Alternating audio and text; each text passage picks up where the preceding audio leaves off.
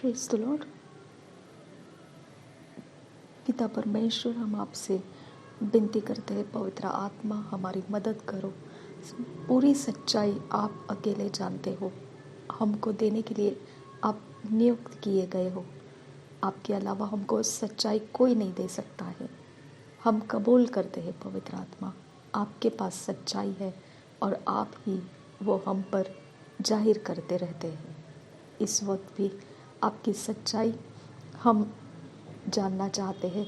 आपके पास जो भी रखा हुआ है परमेश्वर की ओर से प्रभु यीशु के विषय में, वो हम पर रिलीज़ कीजिए और उसे समझकर हम उसकी आज्ञा पालन में उतरने का अनुग्रह कीजिए। नासरी यीशु मसीह के नाम में विनती करते हैं, सुन और कबूल कर पिता। आमीन आमीन आमीन। जब पवित्र आत्मा हमको समझाता है तब आज्ञा पालन करना बहुत आसान हो जाता है, बहुत आसान, कोई बोझ नहीं रहता है। एक बहुत बड़ा उदाहरण, दो उदाहरण आपको मालूम है। एक अब्राहम के विषय में, अब्राहम पवित्र आत्मा की बात को समझ रहा था।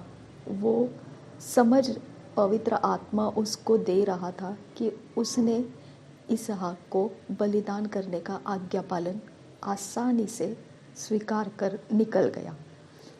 दूसरा हम यीशु मसीह के विषय में देखते हैं।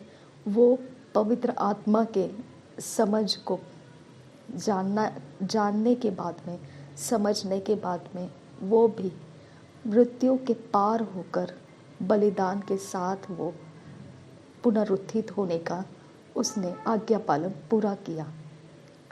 यही वो हल्का जुआ है, हल्का बोझ है जो हम उठाकर चल सकते हैं।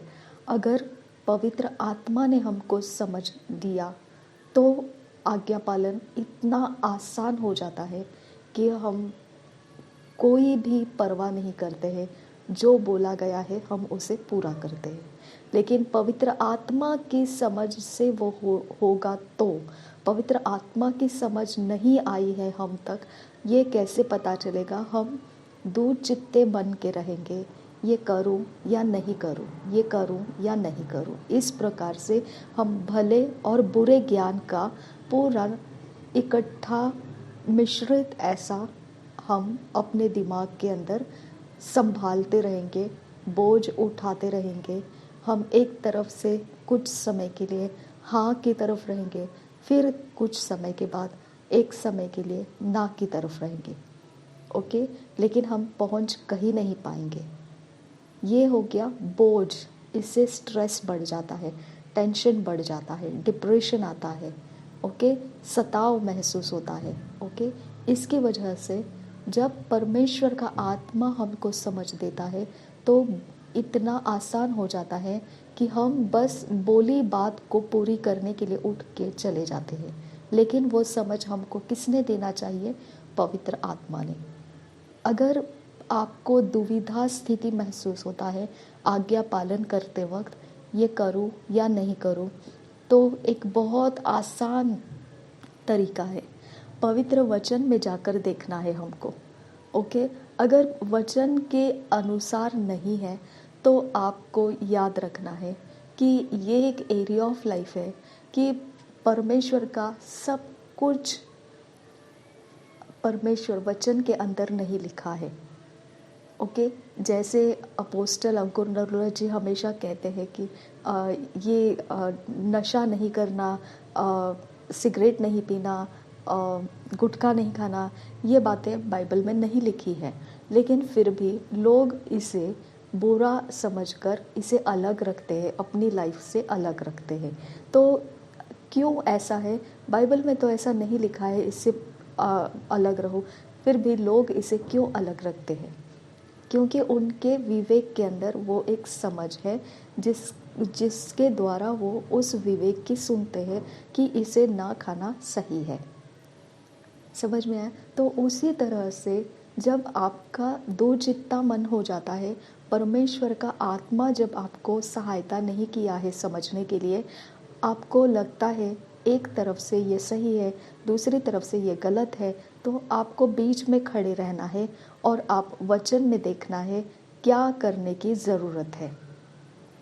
अगर वचन के अंदर से आपने देखा कि ये ऐसे ऐसे लिखा है, यहाँ पे ऐसे ऐसे बोला गया है, मैंने तो ऐसा ही करना है, जो मुझे फैसला लेना है वचन के अनुसार ही लेना है। ओके, वचन के बाहर नहीं जाना है। ठीक है, तो मैं आपको, अगर किसी ने आपको ऐसा कोई सलाह दे दिया है, ओके, जैसा अभिषेक का तेल इस्तेमाल करो या यीशु मसीह का लहू, ओके, पानी में इस्तेमाल करो और बोलो पानी को यीशु मसीह का लहू है, और उसको आप पी जाओ या छिड़क लगाओ अपने घर दरवाजे के ऊपर, ऐसा कुछ भी बोला है, ओके, तो आपको ये समझ में आना चाहिए ये सारी बातें हम अपने अंदर से बोल तो रहे हैं, लेकिन इसका आधार पवित्र आत्मा है। ओके, ये आधार हम इसीलिए लेते हैं, पवित्र आत्मा जब बता रहा है ऐसा करो, इसका आधार हम इसीलिए लेते हैं क्योंकि इसके द्वारा भी परमेश्वर कुछ काम करना चाहता है।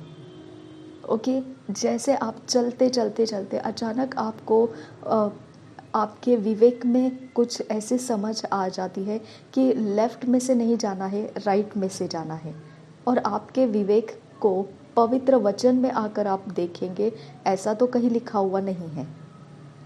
ओके, तो आप कैसे भी कुछ भी चीज़ें अपने विवेक के अंदर आ जाने की वजह से आप उसको मान लेते हैं, या आपके विवेक में आ जाने के बावजूद आप उसको इनकार भी कर देते हैं। समझ में आया? तो आपके विवेक की भी आप सुनते हैं और उसको स्वीकारना नहीं स्वीकारना फैसला करते हैं।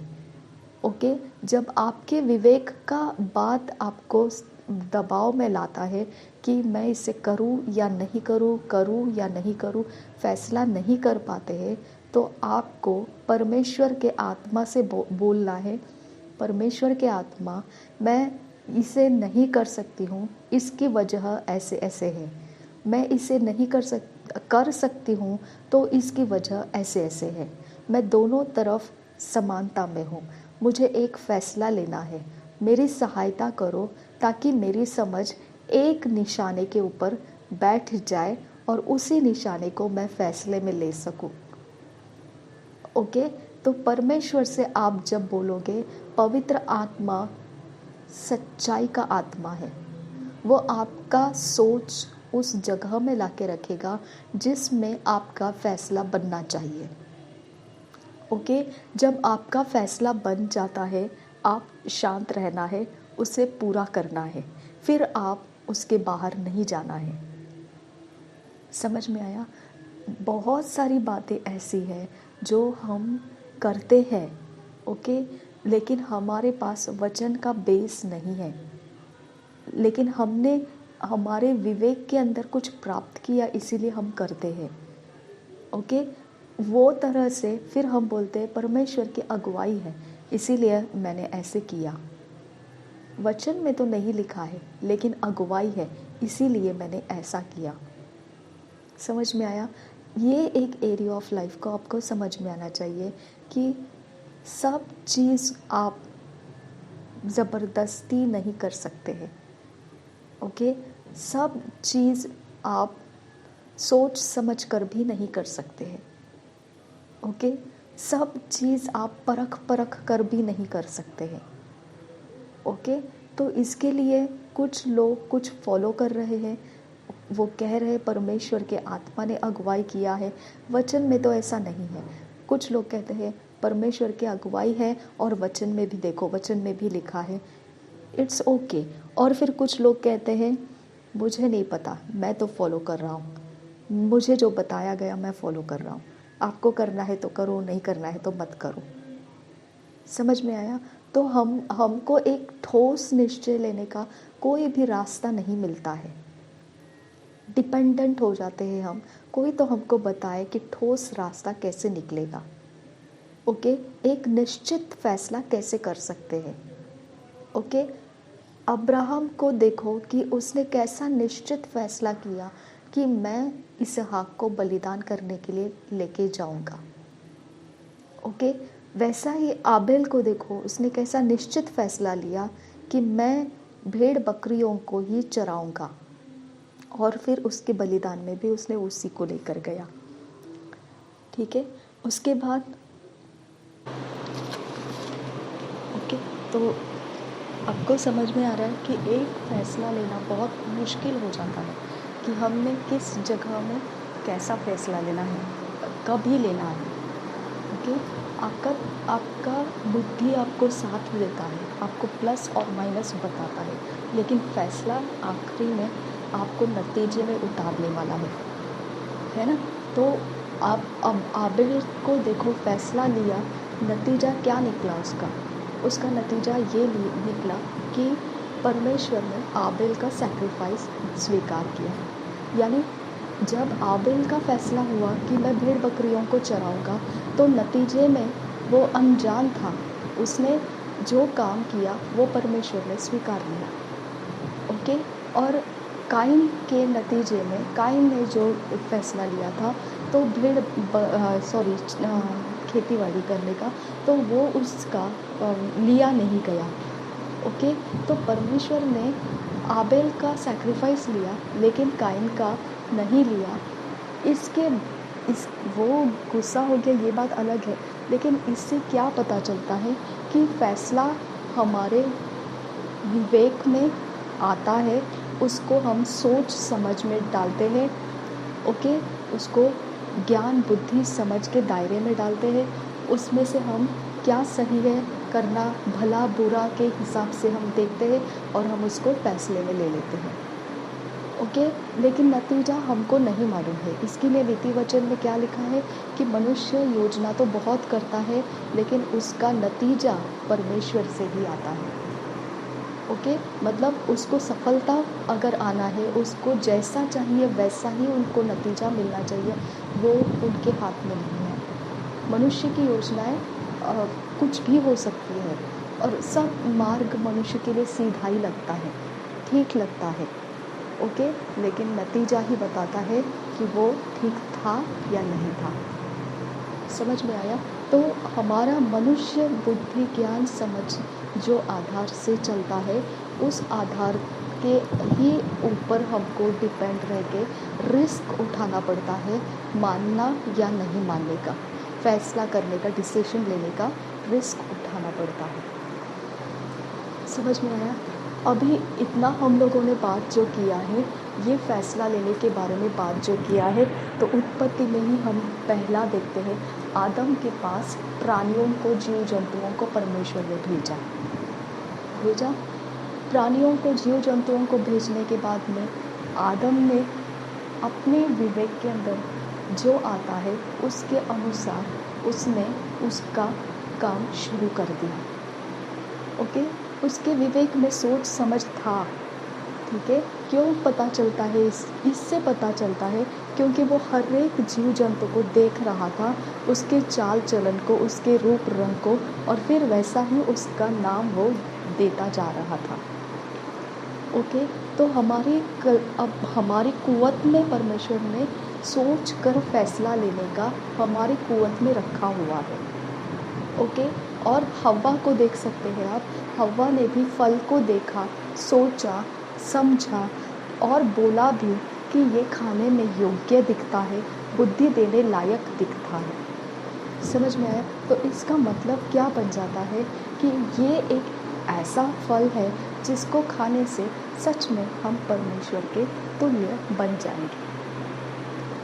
आया समझ में? तो इस तरह से आपको समझ में आना चाहिए कि हमारे अंदर हम मिस्टेक करने के पहले से ही परमेश्वर ने मनुष्य को जब बनाया, उसके अंदर फैसला लेने के वक्त हमने सोच समझकर फैसला लेने का कुवत परमेश्वर ने रखा हुआ था। ओके, हमारे अंदर वो कुवत है, लेकिन हमको परमेश्वर ने, आदम को परमेश्वर ने बोला कि तेरे, मतलब उसने ओपनली नहीं बोला तेरे अंदर कुवत है। ओके, लेकिन उसने क्या बोला परमेश्वर ने कि ये फल नहीं खाना। समझ में आया? और परमेश्वर ने आज्ञा दिया ये फल नहीं खाना।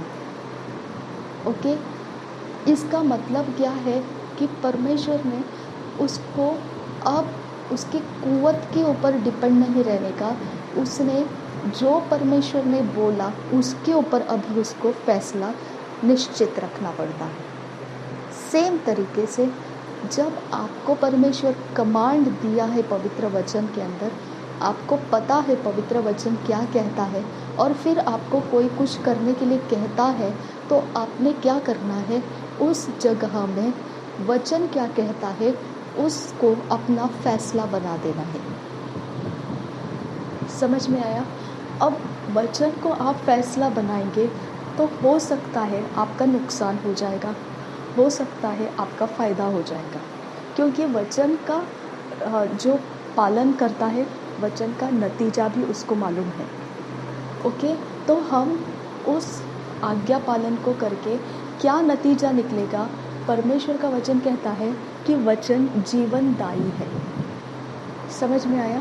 इसके लिए वचन को याद रखो और फैसला ले लो, तो क्या प्राप्त होगा? परमेश्वर खुद बोलता है जीवनदायी है, तुमको जीवन प्राप्त होगा। तो वचन के आधार से आप जब फैसला उठा लेते हैं तो आपको निश्चित रूप से, आप कॉन्फिडेंट रूप से फैसले का नतीजा देख चुके हैं कि आखिर में मुझे क्या मिल जाएगा, जीवन ही प्राप्त होगा। समझ में आया?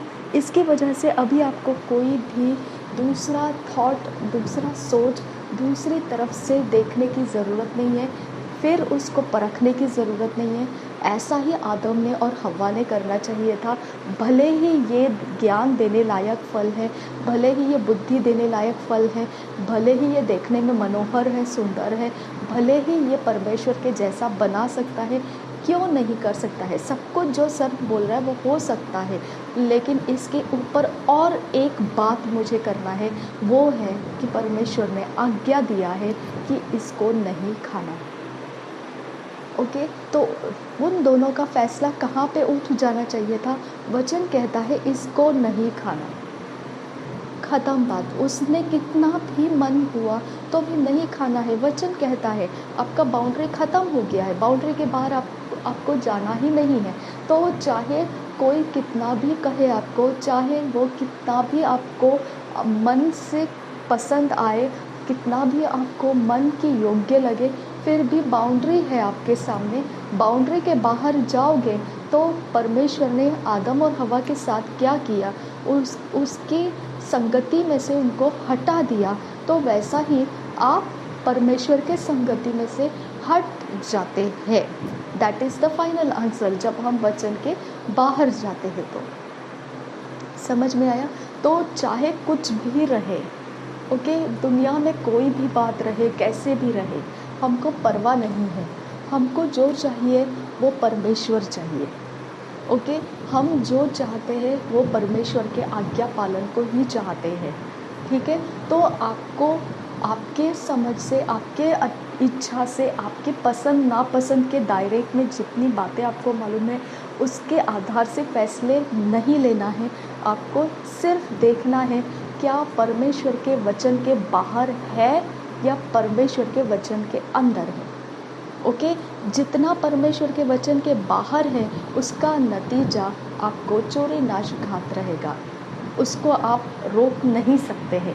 जितना कॉन्फिडेंस, जितना निश्चितता वचन के अंदर रहकर, वचन को पालन करके आप जियोगे, उतनी निश्चितता आपका अंत निश्चित जीवनदायी है, निश्चित जीवनदायी है।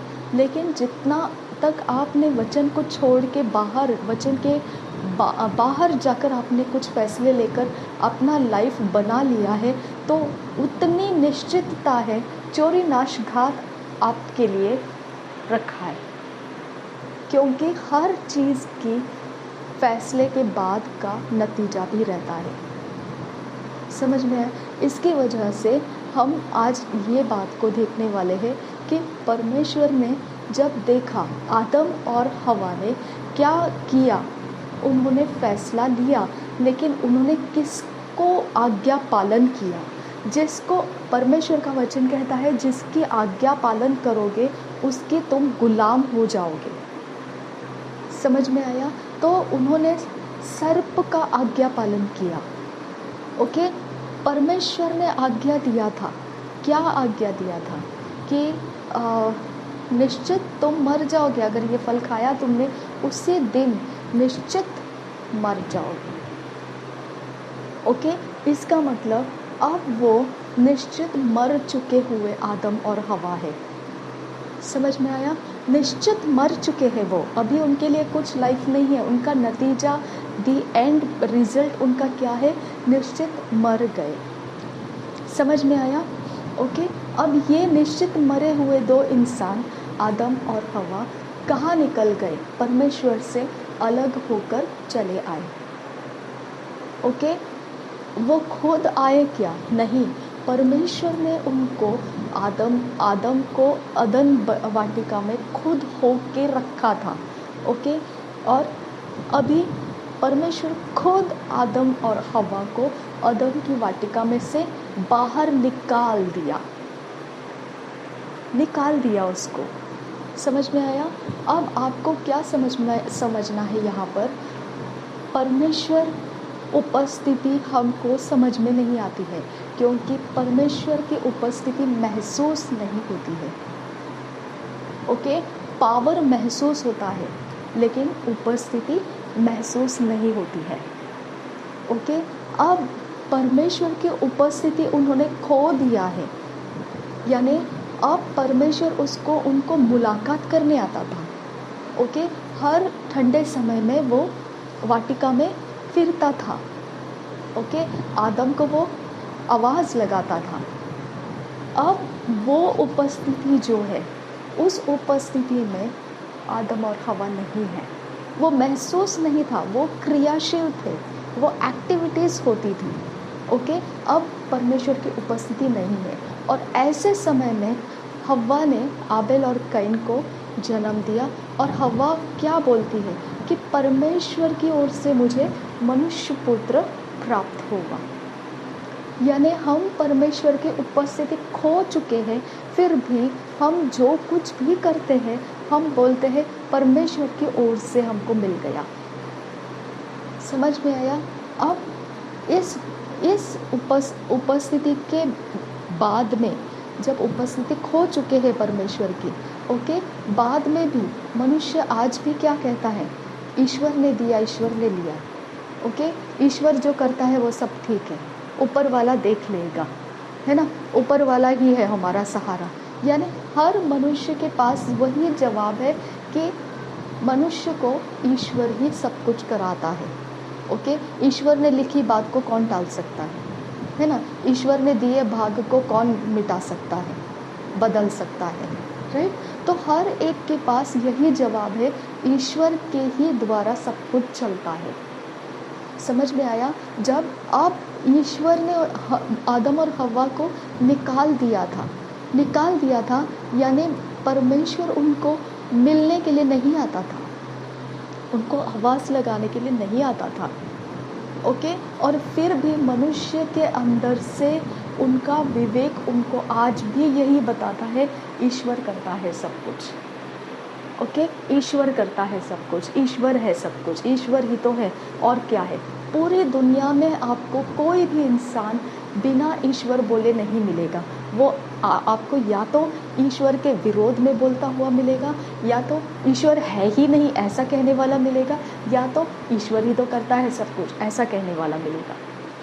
समझ में आया? तो आपको समझ में आना चाहिए कि ये क्या है, ये सीक्रेट क्या है कि मनुष्य ईश्वर को छोड़ता ही नहीं है। ओके, या तो उसके विरोध में बोलता है, या तो उसके साइड से बोलता है, या तो वो है ही नहीं ऐसे बोलता है, लेकिन ईश्वर के बारे में बोलता है ज़रूर, कुछ ना कुछ तो बोलता है। समझ में आया? ये एरिया ऑफ लाइफ आपको समझना है कि मनुष्य को परमेश्वर ने सृष्टि किया। ओके, तो मैंने क्या बताया आपको कि उपस्थिति परमेश्वर की महसूस नहीं होती है। परमेश्वर ने मनुष्य को उसके समानता में बनाया। ओके, मनुष्य को उसके स्वरूप में बनाया, उसके समानता में बनाया। और परमेश्वर ने क्या बोला, मनुष्य अभी कैसा बन गया है। उत्पत्ति के 3 अध्याय के आखिरी में आपने पढ़ा कि उत्पत्ति के 3 अध्याय के आखिरी में क्या बोल रहे हैं परमेश्वर, मनुष्य हम में से एक के समान हो गया है। समझ में आया? यानी अब मनुष्य का पहचान जो है परमेश्वर के त्रिएक में से एक के समान हो गया है। ओके, परमेश्वर के त्रिएक कौन है? परमेश्वर पिता, परमेश्वर पुत्र, परमेश्वर पवित्र आत्मा। ओके, 3 में से एक के समान हो गया है। समझ में आया? अब आपको ध्यान रखना है यहाँ से। ओके, यहाँ पे आप जो भी करना चाहते हैं, जैसे भी करना चाहते हैं, अब ये वाला एरिया आपकी लाइफ को हमेशा अट्रैक्ट करेगा। क्या करना चाहिए, क्या नहीं करना चाहिए, ये वाला एरिया जहाँ पे मनुष्य परमेश्वर को जानता है, चाहे वो नास्तिक हो, चाहे कोई भी किसी भी प्रकार का मनुष्य हो, मनुष्य परमेश्वर को जानता है। ओके, क्योंकि मनुष्य को परमेश्वर ने सृष्टि किया है परमेश्वर के समानता में, परमेश्वर के स्वरूप में। अब वो उस रूट में से है, उस जड़ में से है, जिसके अंदर से परमेश्वर के बारे में उसको हमेशा याद रहेगा कि सब कुछ करता है ईश्वर ही करता है। ओके, ये एक एरिया है, यहाँ पे आपको समझ में आना चाहिए। आपका हमेशा टकराव होता है। ये एरिया आपको जो बोलता है उसको आप लेते हैं और उसकी भले बुरे ज्ञान के आधार से परखते हैं, जैसे हव्वा ने किया। ओके, ये सर्प की बात को उसने लिया और उसने अपनी इच्छा भी थी कि वही करना है और अच्छा हो गया, सर्प ने भी बता दिया। अब क्या करना है, भले बुरे ज्ञान से उसने सोचना शुरू किया। जो कुव्वत, जो एबिलिटी आपको दी है, तो आप 3 चीज़ें यहाँ पे दिखाई देता है। आपके सोच जहाँ से निकलती है। ओके, आपकी सोच को एक तो सोच हो गया, 2 जगह से टक्कर मिलती है। ओके, एक आपकी खुद की कुव्वत, क्या करना चाहिए क्या नहीं करना चाहिए। जो अनाज्ञाकारिता नहीं हुई थी आदम हवा की, तब भी वो कुव्वत चल रही थी। ओके, क्या करना चाहिए क्या नहीं करना चाहिए। ओके, और फिर दूसरी एक टक्कर आ गई। कौन सी टक्कर आ गई? भला और बुरा ज्ञान का। अब भला और बुरा ज्ञान भी बीच में पड़ जाता है। ओके, आपकी एक सोच को 2 टक्कर लगते हैं। एक तो आपकी कुव्वत है जो परमेश्वर के तरफ से आपको क्रिएट किया गया, जड़ के अंदर है आपकी कुव्वत, वो क्या करना चाहिए क्या नहीं करना चाहिए। ओके, और दूसरी कुव्वत अब आपके पास आ गई है, वो कौन सी है? भले बुरे ज्ञान की कुव्वत। ओके, यानी एक सोच निकलती है और उसको 2 जन टक्कर लगाते हैं। ओके, एक सोच आपके कुव्वत जो जड़ की है वो आपके लिए सहायता करती है, दूसरी तरफ से भला बुरा ज्ञान। ओके, तो इसके लिए मनुष्य को जो जड़ से निकली हुई कुव्वत है, उस कुव्वत को लेकर वो हमेशा ये देखेगा क्या भला है क्या बुरा है, क्या करना चाहिए क्या नहीं करना चाहिए। ओके, लेकिन भले बुरे ज्ञान का असर ज़्यादा रहेगा उसके ऊपर, उसकी खुद की कुव्वत से वो अपने फैसले जो बनाएगा उसमें वो हमेशा इस बात को देखेगा कि अब मेरा सही करना क्या है, गलत क्या करना है। ओके, क्योंकि परमेश्वर इम्पोर्टेंट नहीं है मनुष्य के लिए। मनुष्य के लिए उसकी कुव्वत इम्पोर्टेंट है, उसकी कुव्वत में परमेश्वर का आज्ञा पालन नहीं है। समझ में आया? उसके कुव्वत को परमेश्वर का आज्ञा मानने का उसके अंदर पावर नहीं है। ये पावर ना होने के कारण उसके अंदर एक ही कारण है, एक ही विशेषता है कि वो अपने शरीर को फ़ायदे है उस हिसाब से चलता है। ओके, उसके शरीर को फ़ायदे है उस तरीके से वो अपने लाइफ को बनाता है, बढ़ाता है, फैलाता है। ओके, यहाँ पे आपको एक्स्ट्रा ऑर्डिनरी एक टैलेंट आ गया, भला बुरा ज्ञान। ओके, पहले तो वो कुव्वत थी ही आपके पास क्या खाना चाहिए क्या नहीं खाना चाहिए, फल ये वचन में दिखा रहा है। हवा के पास वो पहले से कुव्वत थी, आदम के पास पहले से कुव्वत थी कि ये पशु है, ये प्राणी है, इसको प्राणी बोलना चाहिए, इसको पशु बोलना चाहिए, इसको पक्षी बोलना चाहिए। इस प्रकार से उसने अपनी कुव्वत का इस्तेमाल किया। ओके, वो हवा सामने लाया तो हवा के बारे में भी उसने बताया। ओके, और हवा को सर्प ने बोला ये फल ऐसा ऐसा खा सकते हैं, उसने भी वहाँ पे भी अपनी कुव्वत का इस्तेमाल किया, खाना चाहिए या नहीं खाना चाहिए। समझ में आया? यानी ये ओरिजिनल जड़ में है हमारी ये कुव्वत, यानी परमेश्वर ने उसके स्वरूप में हमको बनाया, उसकी समानता में हमको बनाया। और एक बात उसके अंदर हम क्या देखते हैं कि कुछ भी करने के वक्त में उनको कुव्वत दी गई थी, ये करना है ये नहीं करना है।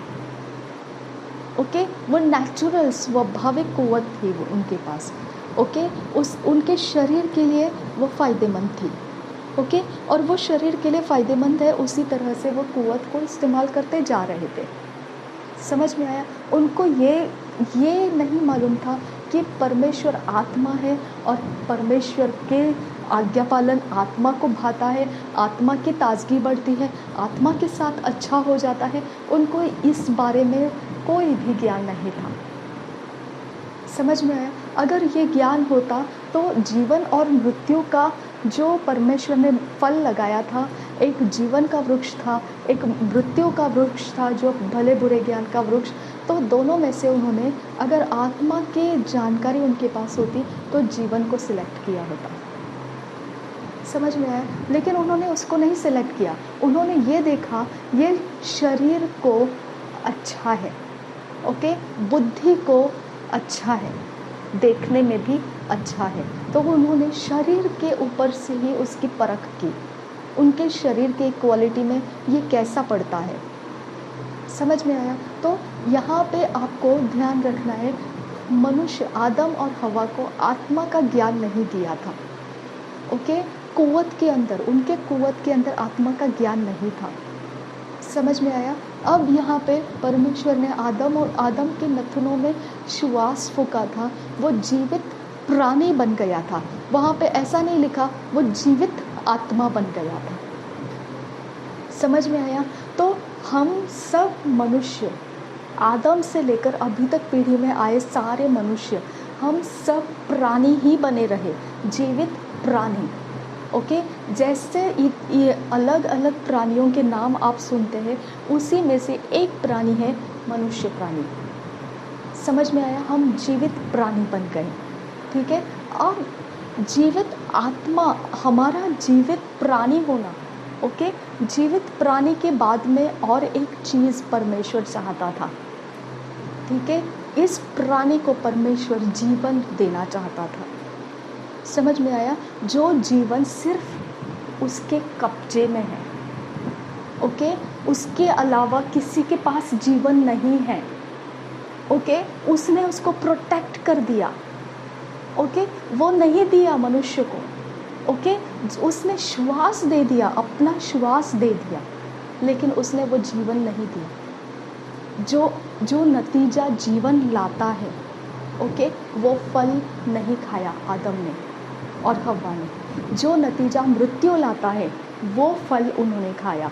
यानी उनकी आत्मा का ये दो डायरेक्शन था, एक तो वो जीवन देने वाले थे, दूसरा वो मृत्यु देने वाला था।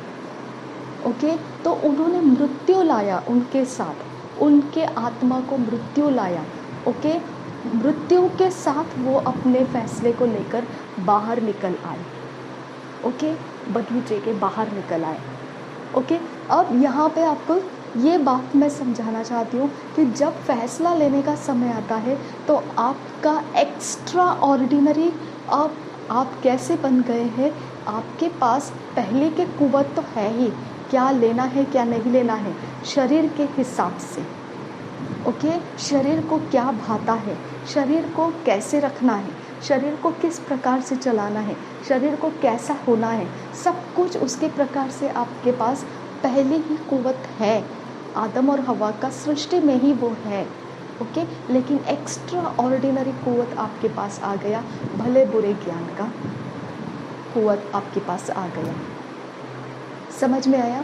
भले बुरे ज्ञान के समझ से आपको अब क्या नुकसान हो रहा है, आपका कुव्वत जो है, जो क्या करना चाहिए क्या नहीं करना चाहिए, ये एक तरफ से है। भले बुरे ज्ञान का फल का जो असर है वो दूसरी तरफ से है। अब ये दोनों समझ मिला के ड्यूअल पावर हो गए हैं मनुष्य। ओके, अब उनके पास दो बुद्धि है। ओके, एक तो उनकी अपनी कुव्वत की और दूसरी भले बुरे ज्ञान की। ओके, तो मनुष्य अब परमेश्वर पर बिल्कुल भी डिपेंड नहीं रहता है। ओके, क्योंकि उसके पास एक्स्ट्रा ऑर्डिनरी कुछ आ चुका है। ओके, अब वो आया कहाँ से है? शैतान के सुनने से आया है। तो अब शैतान उनको भले बुरे ज्ञान के सारे रास्ते उनको देता रहता है और वो लेते रहते हैं। वो देता रहता है, ये लेते रहते हैं, वो देता रहता है, ये लेते रहते हैं। मनुष्य पीढ़ी के अनुसार कैसे आया आगे, सब कुछ परमेश्वर का जो कुव्वत था वो उसके बाद में और एक जो कुव्वत आया भले बुरे ज्ञान का, भले बुरे ज्ञान के पूरे भंडार में से मनुष्य शैतान को सुनता हुआ आया। समझ में आया? ओके, अब यहाँ तक पहुँच गया है पीढ़ी, पूरा पृथ्वी भर चुका है, सब ठीक ठाक है। अब आ गया समय। ओके, अब परमेश्वर ने बोला मनुष्य एक्स्ट्रा ऑर्डिनरी चल रहा है पृथ्वी के ऊपर। ओके, अब मेरे पास भी ऐसे मनुष्य चाहिए जो एक्स्ट्रा ऑर्डिनरी बन के इन एक्स्ट्रा ऑर्डिनरी के विरोध में या अलग से दिखाई दे। ओके, और उनकी एक्स्ट्रा ऑर्डिनरी को कौन सुनाएगा? परमेश्वर सुनाएगा। समझ में आया? सर्व एक क्या कहते हैं ना उसको, डिफरेंट। ओके, डिफरेंट कैटेगरी का मनुष्य बन गया भला बुरा ज्ञान आने से। ओके, लेकिन अभी वो भला बुरा ज्ञान को चलाता कौन है? सर्प, शैतान। समझ में आया? अब ये चल रहे हैं मनुष्य। ओके, और बहुत खुश है क्योंकि उनको ऐसे ऐसे कुछ मिल रहा है शैतान से कि पूछो मत। ओके, फिर लोग उसी के पीछे हैं। हाँ, मुझे ये वाला मिल गया, हाँ मुझे वो वाला मिल गया, हाँ मुझे इससे ऐसा मिल गया। वो एक दूसरे से चर्चा करके अपने सारे जो चीज़ें उनको, जो बातें उनके पास मिली हुई हैं, वो सब बांटने लगे, फैलाने लगे, बांटने लगे, फैलाने लगे, बांटते गए, फैलाते गए। पूरी पृथ्वी उसी से भर चुकी है। सबके पास शैतान ने दिए हुए तौर तरीके हैं, कुछ प्राप्त करने के रास्ते हैं, कुछ जो चाहिए वो। ओके, और पवित्र वचन में लिखा है कि वो सब का अंत क्या है? मृत्यु है। समझ में आया? वो सारा बांट कर मिलाकर सब कुछ हो रहा है पृथ्वी के ऊपर। इतना कुछ हो रहा है कि लोग मरने को तैयार नहीं है, क्योंकि लोगों का प्यार इतना बढ़ गया है पृथ्वी के ऊपर। अरे सब कुछ मिलता है, सब कुछ है, अरे ये है वो है, क्या है? मृत्यु है सब। ओके, ये हो रहा है, वो हो रहा है, ऐसे करेंगे, वैसे करेंगे, ये करेंगे, सब। वो इतना हौसला पा चुके हैं, इतना उत्साह पा चुके हैं दुनिया के अंदर का, सब कुछ के अंदर इतना ज़्यादा उनको मन बैठ गया है कि उनको मृत्यु है ये बात को मानने के लिए भी पसंद नहीं है। ओके, क्योंकि उनका शरीर सेटिस्फाइड हो रहा है उसमें। समझ में आया?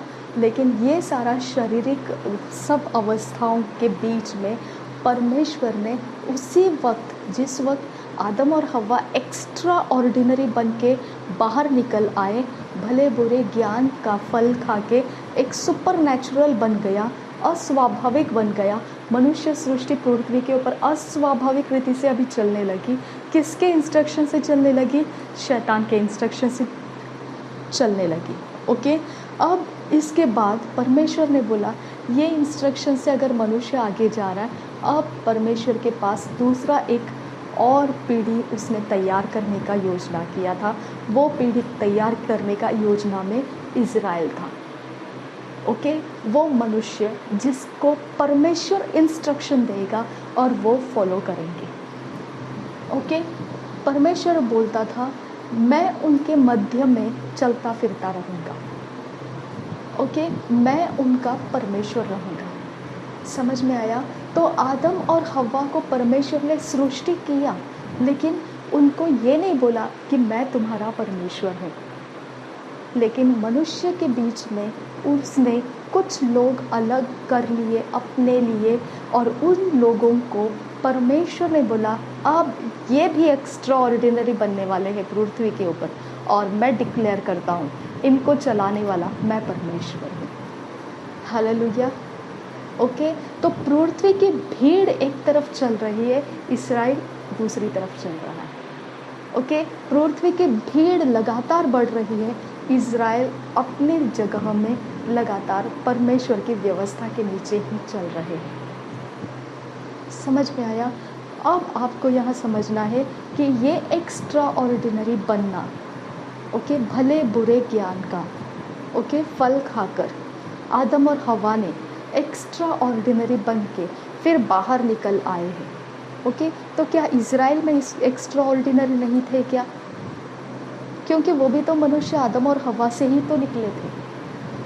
ओके, यहाँ पे मैं आपको बताना चाहती हूँ, ठीक है, जो कुव्वत आदम के पास नेचुरली थी, परमेश्वर की सृष्टि में से थी, उस कुव्वत का सहारा परमेश्वर ने उन लोगों को जन्माने के वक्त में दिया। वो लोग आगे बढ़ते जाए और फिर वो इस्राएल में गिनती किए जाए। समझ में आया? देखो, आदम क्या किया, सारे प्राणी पशुओं को, पक्षियों को उसने नाम दिया। ओके, हवा मिली तो हवा के बारे में उसने बताया। हवा को तो छोड़ो, अभी उसने तो गलती कर लिया, लेकिन आबिल ने क्या किया, भेड़ बकरियों को चराने का उन्होंने फैसला किया, और परमेश्वर ने आबिल की सैक्रिफाइस को स्वीकार किया।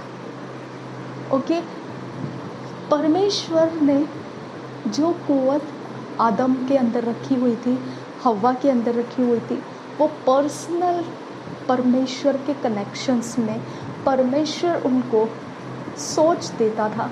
उस सोच को उनकी समझ में सही लगता, और वो सही लगा हुआ समझ फिर वो फैसले में लेते, और फिर फैसले लेकर वो अपने पीढ़ी में उतरते हुए चलते आए। समझ में आया? ये एक ऐसा रोड है, ये ऐसा एक रास्ता है जहाँ पे परमेश्वर शुरू करता है और नतीजे में पहुँच जाता है। जब परमेश्वर को चाहिए था इज़राइल, तब परमेश्वर ने ये रास्ता ऐसा हमारे लिए सामने दिखाया कि देखो, भले बुरे ज्ञान का सहारा लेकर नहीं, मैं उनको इंस्ट्रक्ट कर रहा हूँ।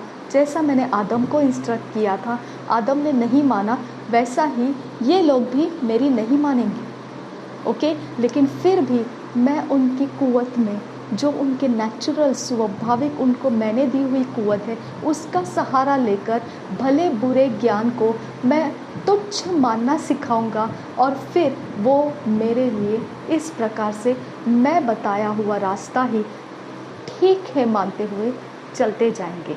अब ये प्रभाव, उनके सोच का प्रभाव किसने दिया? परमेश्वर ने। भले बुरे ज्ञान को खाने का, ज्ञान के फल को खाने का प्रभाव, वो सामर्थ्य, वो प्रभाव का असर किसने दिया?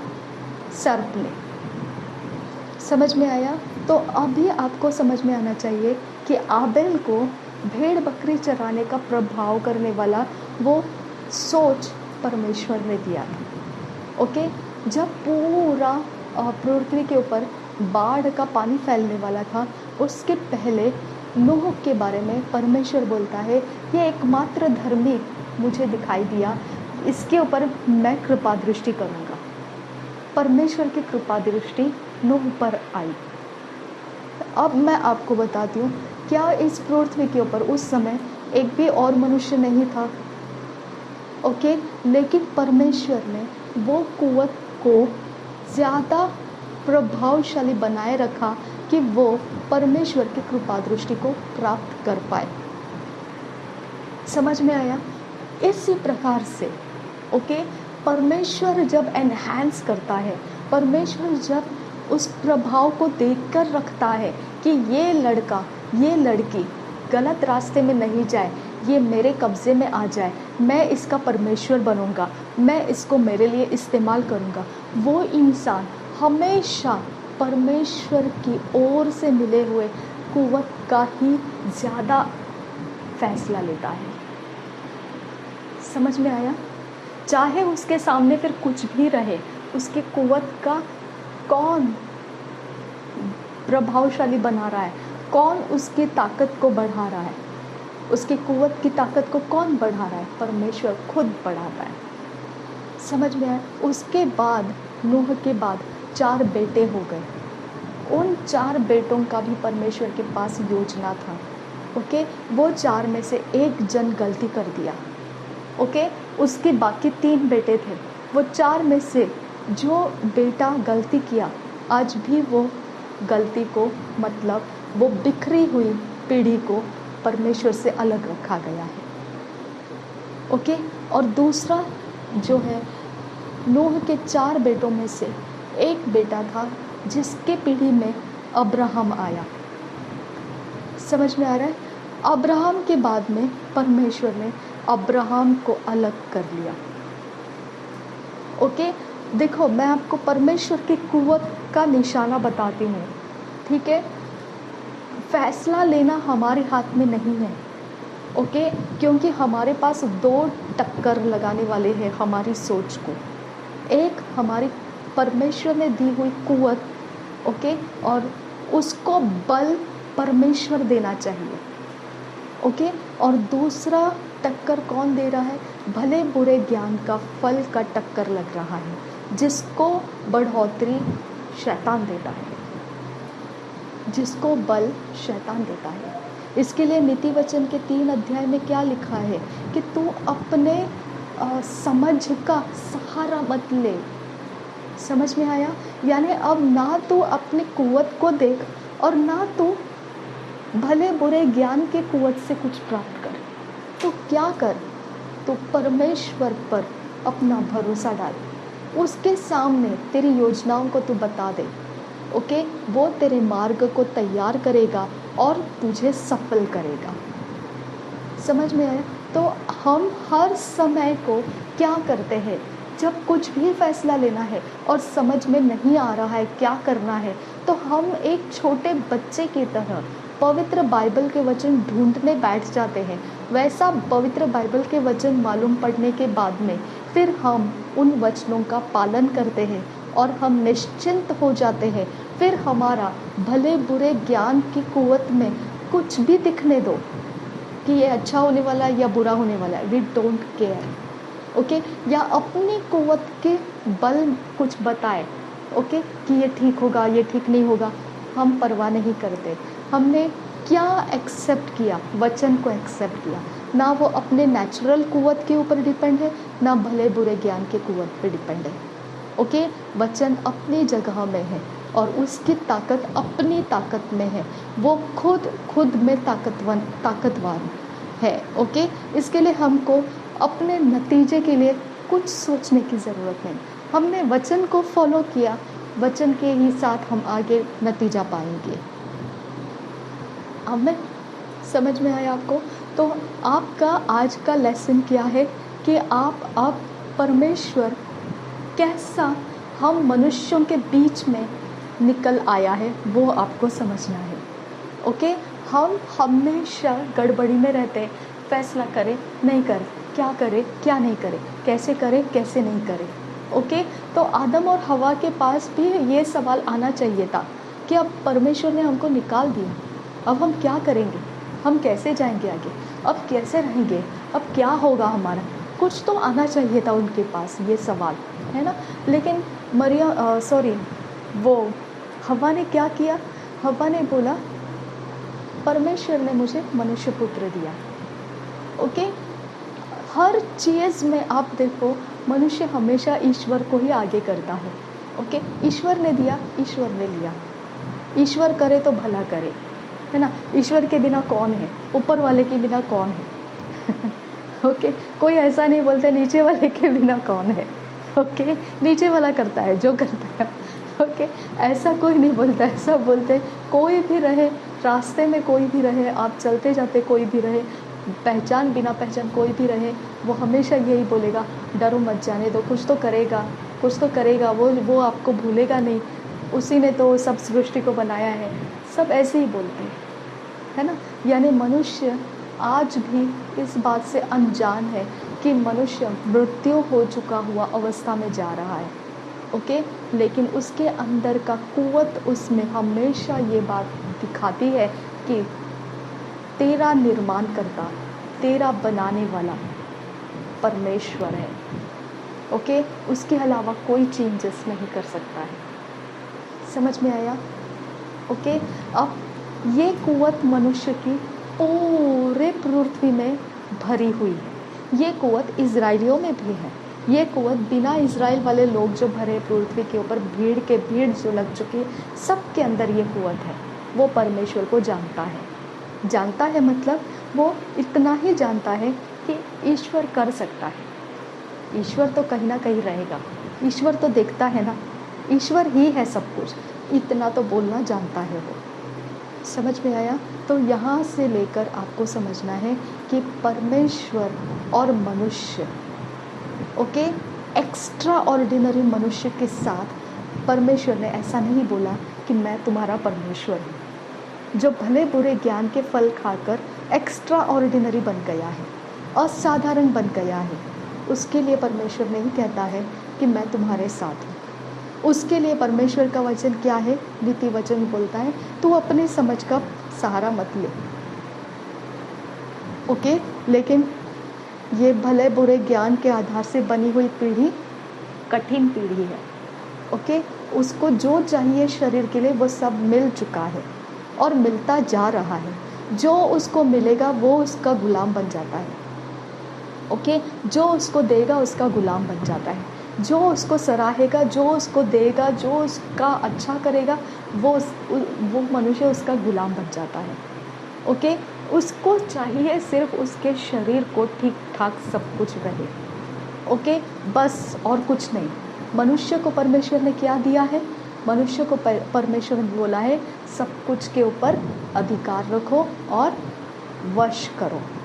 तो मनुष्य ये दो चीज़ें ही चाहता है कि मेरी बात सब जन माने और दूसरा सब मेरे कंट्रोल में रहे। ओके, मैं कहूँगा वही हो। ओके, और सब मेरी गुलामी में रहे, मैं अधिकारी रहूँ।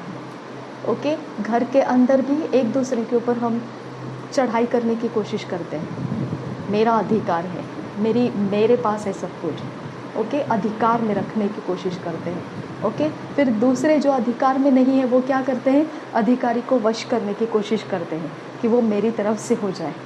ओके, ताकि मेरी हाँ में हाँ कर दे, वो मेरे फ़ायदे में बातें करे वो, क्योंकि वो अधिकारी है ना। पूरी दुनिया में यही चल रहा है। पूरी दुनिया में छोटे छोटे बच्चों से लेकर बुज़ुर्ग, मरने जा रहे लोग, वहाँ तक सब यही देखते हैं। ओके, सब कुछ उनके वश और उनके अधिकार के अनुसार हो। समझ पे आया? तो परमेश्वर का वचन, दो वचन आप खुलेआम देखते हैं। एक वचन परमेश्वर ने जो कहा फूलों फलों और पृथ्वी को भर दो। ओके, ये वचन पूरा हो रहा है। परमेश्वर का वो वचन बंद नहीं हुआ। और दूसरा वचन आप क्या देखते हैं? वश करो और अधिकार करो। मनुष्य वश करता जा रहा है, अधिकार करता जा रहा है। लेकिन आप देखो, पृथ्वी के ऊपर फूलों फलों करने के लिए परमेश्वर ने एक योजना दी थी। आदम और हव्वा को एकत्रित किया था, एक देह उनको कहा था। ये सब कुछ होने के बाद में अब पृथ्वी को किस प्रकार से भरना शुरू करना है, वो बात होने वाली थी। उसके पहले ही शैतान की तरफ से भले बुरे ज्ञान का उन्होंने फल खा लिया, खुद ही अक्लमंद बन गए, खुद ही पृथ्वी के ऊपर मनुष्य की सृष्टि करने में लग गए। अब देखो, चाहे शादी हो, चाहे शादी नहीं हो, चाहे बच्चा रहे, चाहे बुजुर्ग रहे, चाहे बूढ़े रहे, चाहे आधेड़ रहे, कोई भी रहे, सब जन का असर देखो, पीढ़ी के ऊपर बच्चे पैदा ही होते जा रहे।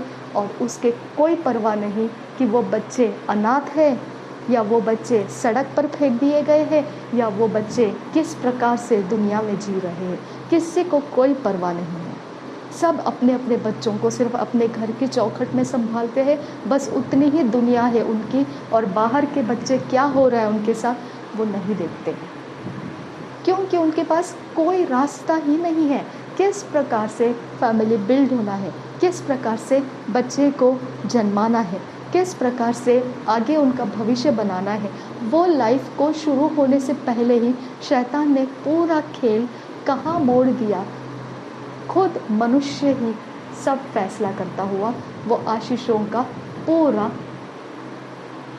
पूरा फैलाव उसने भले बुरे ज्ञान के आधार से रिलीज कर दिया।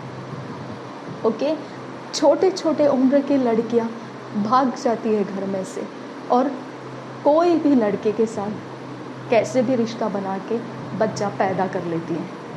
ओके, उसको पता भी नहीं है कि इसका क्या असर है, लेकिन वो एक छोटा सा फैसला जो आदम ने किया, हव्वा ने किया, भले बुरे ज्ञान का फल खा लिया। ओके, वहाँ से लेकर अब अनियंत्रित हो गया है दुनिया के अंदर। यही अनियंत्रित था लोगों के समय में। ओके, ये पूरा व्यवस्था परमेश्वर के हाथ में था। परमेश्वर मनुष्य को वो कुछ अलग रास्ते से लेकर जाने वाला था। अब वो कौन से रास्ते से लेकर जाने वाला था, उसके बारे में परमेश्वर को क्या चाहिए था, क्यों परमेश्वर ने आदम और हव्वा को ऐसा बनाया कि वो स्त्री और पुरुष हो गए, और फिर वहाँ पे उनको एक तन एक मन बनने का परमेश्वर ने योजना रखा था। ये सब क्यों था परमेश्वर का। ओके, फलो फूलो पृथ्वी भर दो, निश्चित है कि आदम और हव्वा की संतानें पैदा होने वाली थी। ओके, लेकिन ये सारा रास्ता में जो चल रहे थे, उसके बाद परमेश्वर के पास और भी कुछ था करने के लिए। उसके पहले ही आदम और हव्वा ने वो रास्ते को खुद अपने तरीके से शैतान के हाथों में दे दिया, और पृथ्वी को उल्टा पुल्टा कैसे भी करके किसी भी उधाड़े बिखरे सारे रास्तों से बच्चे पैदा करना स्टार्ट कर दिया। ओके, क्या ये परमेश्वर की ओर से है? नहीं। क्या शादियाँ परमेश्वर की ओर से है? नहीं। क्या कोई भी छोटी बच्ची घर से भाग जाती है, कोई लड़के के साथ संबंध बनाती है, बच्चा पैदा करती है, क्या ये परमेश्वर की ओर से? सब लोग कहते हैं कि नहीं, ऐसा नहीं होना चाहिए था। 18 उम्र के आगे सब ठीक है, फिर भी वही है ना, जो शरीर को भाता है वही नियम बना रहे। समझ में आया? हाँ ठीक है, बहुत बड़े उम्र की है, ऐसे ऐसे ठीक है, कोई बात नहीं है, चल जाता है, हो जाता है, ऐसे कुछ नहीं है, फिर भी हो जाएगा, कुछ नहीं। किसने बोला? भले बुरे ज्ञान के आधार से। समझ में आया? यानी शादी ब्याह बच्चा पैदा करना, ये कैटेगरी, ये जो स्टैंडर्ड ऑफ लाइफ था, इसको जो नियम पालन करना था, इसके अनुसार जो परमेश्वर ने बोला था कि फलो फूलो और पृथ्वी भर दो, ये वाला रूट जो था वो परमेश्वर के इंस्ट्रक्शन से चलना था, लेकिन वो इंस्ट्रक्शन से नहीं चला। ओके, वो किस डायरेक्शन में चला गया? भले बुरे ज्ञान के डायरेक्शन में ओवर पावर हो गया वो। ओके, एक्स्ट्रा पावर में बढ़ गया वो। ओके, इतना पावर बढ़ गया उसका कि वो मानने को तैयार नहीं है कि हमको रुक के देखना चाहिए परमेश्वर क्या कहता है। समझ में आया? उनको रुक के परमेश्वर का आज्ञा है ये फल नहीं खाना, उतना भी उनको संयम नहीं था। समझ में आया? तो परमेश्वर का वचन पालन करना और फिर बाद में सृष्टि का फलना फूलना बढ़ना ये सब होना, ऐसा रास्ता था। वो रास्ता अब किस दिशा में मुड़ गया? भले बुरे ज्ञान के रास्ते में मुड़ गया। अब आप चाहे जितनी कोशिश करो ओके फैसले लेने की, आप निश्चित मृत्यु की तरफ ही जाएंगे। समझ में आया? क्योंकि है ही नहीं परमेश्वर, तो कहाँ पहुँचेंगे? वो आपको बोलना चाहिए था कि मैं तुम्हारा परमेश्वर हूँ। वो हम मनुष्यों को बोला ही नहीं वैसा। ओके, उसने कुछ भी नहीं बोला। आदम को ये भी नहीं बोला देख मैं तेरा सृष्टि करता हूँ, नहीं बोला उसने। ये बात को समझना है।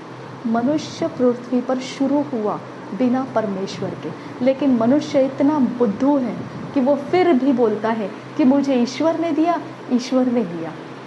ओके, फिर भी बुद्धू है वो, कुछ भी हो जाता है ईश्वर करेगा, ईश्वर पता है, ईश्वर ही है सब कुछ में। ओके, अच्छा करेगा तो बोलता है ईश्वर मेरे को रिवॉर्ड करेगा। ओके, बुरा करेगा बोलता है ईश्वर के सामने मैं माफ़ी मांग लूँगा। ओके, सब कुछ ईश्वर के नाम से उड़ाते जा रहे हैं सब कुछ। ओके, और पता नहीं है उनको ईश्वर उनके साथ नहीं है। समझ में आ रहा है आपको? पता नहीं है मनुष्य को ईश्वर उनके साथ नहीं है। बुद्धू की तरह वो बोलते हैं हाँ ईश्वर करेगा सब कुछ, हाँ ईश्वर है, हम लोग के साइड से है, हाँ ईश्वर तो ऐसा भी चलता है। ईश्वर के बारे में हज़ारों बातें बोलने को तैयार है, लेकिन ये बात उनको पता ही नहीं है ईश्वर मनुष्य के साथ नहीं है। समझ में आया? फिर मनुष्य ईश्वर के साथ नहीं है, एक बात हो गया। दूसरी बात, मनुष्य मृत्यु है। हाँ, लोग क्या बोलते हैं, अरे ज़िंदगी है, ज़िंदगी को जीना चाहिए, ऐसा करना चाहिए। नहीं भाई, नहीं बहन, ज़िंदगी को नहीं जी रहे। किसको जी रहे? आप अपने शरीर की वासनाओं के लिए जीते हैं। ओके, शरीर को घमंडी रखने के लिए जीते हैं। ओके, और शरीर को एकदम मस्त लगना चाहिए, लक्जरियस लगना चाहिए। ओके, मनोहर लगना चाहिए। ओके, एकदम दिल लुभा देने वाला लगना चाहिए, इसके लिए जीते हैं। ओके, फिर जो एकदम गरीब है, जिसके पास कुछ भी नहीं है खाने के लिए, एक वक्त का रोटी खाने के लिए भी उसके पास कुछ नहीं है, वो इंसान, फिर हम लोग उसको नाम क्या देते हैं? भिखारियों की तरह रहता है वो। ओके, इतना गंदा रहता है वो। हाँ, कभी भी देखो फटे हुए कपड़े रहते हैं। ओके, ऐसे नाम देते हैं। क्या नहीं है उसके पास? शरीर के घमंड करने के लिए कुछ नहीं है। ओके, उसके पास मन लुभा देने वाला कुछ नहीं है। ओके, फिर उसके बाद और क्या नहीं है? उसके वासनाएं नहीं रख सकता है, क्योंकि वासनाएं पूरी करने के लिए उनको वैसा भले बुरे ज्ञान के अनुसार कुछ तो करने की ज़रूरत है। फिर उनको रास्ता क्या देते हैं? वेश्या बन जाओ। ओके, नहीं तो ऐसे ऐसे काम करो, कुछ गलत काम करो, मिल जाएंगे लाख रुपए। ओके, नहीं तो कुछ वैसा वैसा करो, दे देंगे तुमको, नहीं तो यहाँ छोटी मोटी नौकरी कर लो। ओके, ऐसे ऑप्शंस उनको देते हैं। ओके, फिर वो इंसान तैयार भी हो जाता है कुछ काम करने के लिए। ठीक है, अब काम करने का तैयारी तो कर लिया, लेकिन जितनी पगार चाहिए उतनी नहीं मिलेगी। उसके अंदर वो अपनी लग्जरियस लाइफ नहीं बना पाएगा, उसके अंदर वो कुछ और ज़्यादा घमंड नहीं कर पाएगा। फिर भी तो वो भी बोलता है ज़िंदगी है, जीना पड़ता है, ऐसे तो चलता रहता है ना। और दूसरे जिनके पास बहुत कुछ है, वो लोग क्या बोलेंगे? ज़िंदगी है, घमंड के साथ जियो, एक बार मिलती है, बार बार नहीं मिलती है, मज़े कर लो, क्योंकि उनके पास शरीर को भाने वाला बहुत कुछ है। समझ में आया? लेकिन कोई भी ये नहीं जानता है, चाहे वो भिखारी की तरह रह रहा हो, चाहे वो महाघमंडी बन के जीता हो, दोनों के पास एक निश्चित है, मृत्यु है। आमीन? उनके पास एक निश्चित धन है, दैट इज़ मृत्यु। हाँ, अब देखो, परमेश्वर उनके साथ नहीं है। जीवन के वृक्ष को परमेश्वर ने प्रोटेक्ट करके रखा, इतना प्रोटेक्ट मजबूत कर दिया कि वहाँ पे शैतान तो छोड़ो, ओके, कोई मनुष्य का कोई आत्मा भी घुस नहीं सकता है। इसके लिए परमेश्वर ने बोला कहीं ऐसा ना हो कि आदम और हवा को मैंने बनाया है, वो मेरे फेवर का फ़ायदा लेके, मेरी पहचान का फ़ायदा लेके, रूप कैसा भी बदल चदल कर वो घुस ना जाए। यानी कि अदन वाटिका में ऐसे भी कुछ था जो आदम और हवा को आने के लिए मंजूर कर सकता था। बोलते ना फैमिलियर, ओके, यानी जान पहचान वाले को आप आराम से बोलते आओ आओ, कोई बात नहीं है, वेलकम वेलकम, है ना। लेकिन स्ट्रेंज रहेगा तो आप नहीं बोलोगे उसको आओ करके, राइट। तो इसके लिए आपको वहाँ पे समझ में आना चाहिए कि आदम के वाटिका में और भी कुछ थे, ओके, जो आदम और हवा को इनकार नहीं करेंगे, आने देंगे। ओके, इसके लिए परमेश्वर ने क्या किया? ऐसा एंजल स्वर्गदूत लगा दिया जो आग की तलवार घूमती फिरती रहेगी, और वो एंजल घूमता फिरता रहेगा और मनुष्य को आने नहीं देगा। यानी उसको एक्स्ट्रा ऑर्डिनरी प्रोटेक्शन का अरेंजमेंट डालना पड़ा। हालेलुया। क्या समझते हैं आप? ऐरा गहरा है परमेश्वर जो यीशु मसीह को भेज दिया? अरे वो जीवन का फल को भी इतना प्रोटेक्ट करके दिए रखा है, वो यीशु मसीह को ऐसे ही दे देगा सबको। ओके, कॉमन सेंस यूज़ करके देखो। ओके, परमेश्वर कैसा परमेश्वर है, समझ में आया? वो ऐरा गहरा परमेश्वर नहीं है, लेकिन फिर भी ईश्वर के नाम से ही लोग पृथ्वी के ऊपर चलते हैं। ओके, ईश्वर को ही याद करके बोलते हैं। ओके, वो कौन है कैसा है उसकी चिंता नहीं, लेकिन ईश्वर के बारे में तो बोलेंगे ही बोलेंगे वो। ओके, कुछ नहीं तो कुछ नहीं, जाने दो ईश्वर देख लेगा, इतना तो बोलेंगे। ओके, हर चीज़ में मनुष्य जानता है ईश्वर करता है, ईश्वर देता है, ईश्वर होता है, ईश्वर सब कुछ जानता है, लेकिन वो ये नहीं जानता है कि वो मृत्यु है करके। कौन है वो? मृत्यु है। समझ में आया? आदम और हवा ने क्या पैदा करके छोड़ दिया है? मृत्यु को पैदा करके छोड़ दिया है। समझ में आया आपको? मृत्यु फैल गई है दुनिया के अंदर, मनुष्य नहीं फैला है, मृत्यु फैला है। हाँ, लेकिन अभी हम नाम कैसे रखते हैं? सो एंड सो नाम, लेकिन उसके बाद क्या आ जाता है? वो मृत्यु का नाम है। ओके, इंसान का नाम नहीं, वो मृत्यु का नाम है, क्योंकि इंसान क्या हो गया? निश्चित मृत्यु हो जाएगा। बोला ना? तो मनुष्य प्राणी रहा क्या? नहीं, मनुष्य मृत्यु हो गया। समझ में आया? अब मनुष्य जीवित प्राणी नहीं, वो मृत्यु, जीवित मृत्यु है वो। समझ में आया? तो इसके लिए जिंदगी के बड़े भाषण मारते हैं लोग, लेकिन उनको खुद को पता नहीं जिंदगी परमेश्वर ने पहले ही बंद करके रखा है, दिया नहीं किसी को। वो ऐरे गहरे के लिए नहीं देगा, उसका कुछ स्पेशल प्लान है। उस प्लान के अनुसार चलने के बाद ही जीवन प्राप्त होता है। हालेलुया। और वो प्लान में मनुष्य को लाने के लिए परमेश्वर ने क्या किया? योजना बनाया। उसकी योजना आपको उत्पत्ति के 3 अध्याय के उस वचन में मिलता है, जहाँ पर परमेश्वर ने सर्प को श्राप दिया। हव्वा को क्या किया परमेश्वर ने? स्त्री जाति को क्या किया? प्रसव पीड़ा के साथ और पति के पीछे भागते रहने वाली, है ना? हमेशा ये याद रखो, अगर आप अपने पति के पीछे भाग रहे हैं, मेरा पति वश हो गया, दूसरे स्त्री के पास गया, मेरा पति ऐसा हो गया, मुझे तो पति ही नहीं मिलता है, मुझे तो मेरी तो शादी ही नहीं होती है, ये श्राप है माय डियर फ्रेंड। आप मसीह हो, इसके लिए मैं बोल रही हूँ, मैं दूसरों को नहीं, मैं आप जो मसीह है, पिता पुत्र पवित्र आत्मा के नाम से जो बपतिस्मा लिए है पानी में डुबकी लगाकर, मैं उन लोगों के साथ बोल रही हूँ। ओके, इस प्रकार का अगर आपका मन व्याकुल है तो मैं आपको बताती हूँ, ये व्याकुलता आपके शरीर के वासना है, आपके शरीर को चाहिए वो घमंड है, और आपके शरीर को लुभावना रखेगा। ओके, वो वाला ये वासना है, ये व्याकुलता है। समझ में आया? इसके पीछे मत दौड़ो, ये श्राप का व्याकुलता है। ओके, और ये स्वाभाविक व्याकुलता भी है। ओके, क्योंकि परमेश्वर ने मनुष्य को उस व्याकुल अवस्था के अनुसार ही फिर लाइफ पार्टनर ढूंढने के लिए मनुष्य निकल पड़ता है, लेकिन मनुष्य उस प्रयोजन करता है, परमेश्वर नहीं करता है उसका प्रयोजन। ओके, लोग बोलते हैं क्या करें? प्रेयर करो सिस्टर, मुझे तो बेबी ब्लेसिंग नहीं है। ओ प्रेयर करो, मेरा पति दूसरे के वश में चला गया। ओ प्रेयर करो, मेरी पत्नी दूसरे के वश में चली गई। ये क्या है? आपके शरीर के वासना के अंदर, आपके शरीर के लालसाओं के अंदर, आपके घमंड के अंदर, आपको लुभावने वाली बातों के अंदर, आपको जो चाहिए था वो आपने स्वीकार लिया, उसका आगे क्या हो गया? तितर पितर हो गया।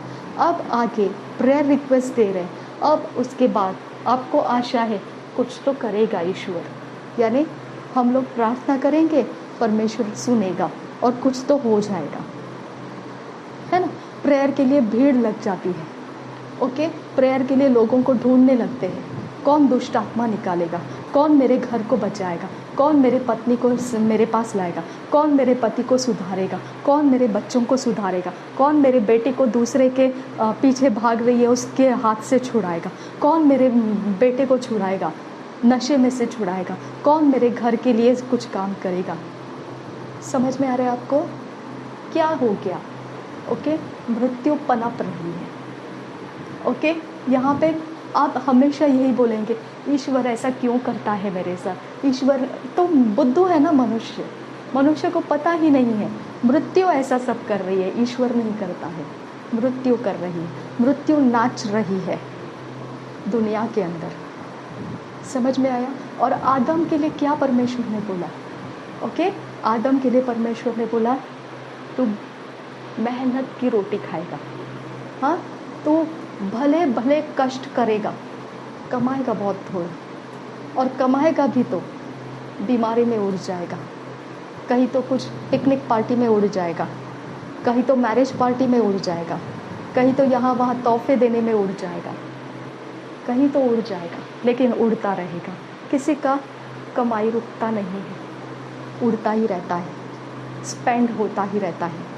किसी का बचत खाता बचता नहीं है, उसके ऊपर जाके लोन निकाल लेते हैं, उसके ऊपर जाके दूसरा कुछ व्यवहार बिजनेस सेटअप कर लेते हैं, उसके दम के ऊपर अपने घर बार बनाते हैं, उसके दम के ऊपर अपने एजुकेशन लोन्स लगाते हैं, राइट? कहीं नहीं बचता है। समझ में आया? तो उसको बरकत नहीं है। क्लियर? इस तरह से आपको दोनों तरफ ध्यान रखना है कि मनुष्य की व्याकुलता ही ऐसी जगह है जो शैतान भले बुरे ऑप्शंस देता है। ओके, वो भला की बात भी बताता है, वो बुराई की बात भी बताता है, और दोनों में से आपको क्या चुनना है वो चुनो, लेकिन मृत्यु ही है लास्ट में। ओके, आपको कोई उसके बारे में फ़ायदे नहीं आएंगे। द एंड रिजल्ट इज़ मृत्यु। समझ में आया? क्योंकि देने वाला भी शैतान है और आप उसमें लेकर आगे चलते जाओ, फिर भी वो मृत्यु में ही गिरने वाला, नतीजा भी मृत्यु है। यानी देने वाला धोखा देने वाला है और नतीजा आपके फ़ायदे का रहने वाला ही नहीं है। ओके, इसके लिए लोग फिर ऐसे बोलते हैं, मेरी बच्ची भाग गई दूसरे लड़के के साथ। ओके, नहीं तो मेरा पत्नी वश में हो गया दूसरे के, मेरा पति दूसरा लड़की के पीछे निकल गया। क्या है ये? क्योंकि उसका नतीजा मृत्यु है, आपके कंट्रोल में ही नहीं है। वो ही तो परमेश्वर कहता है।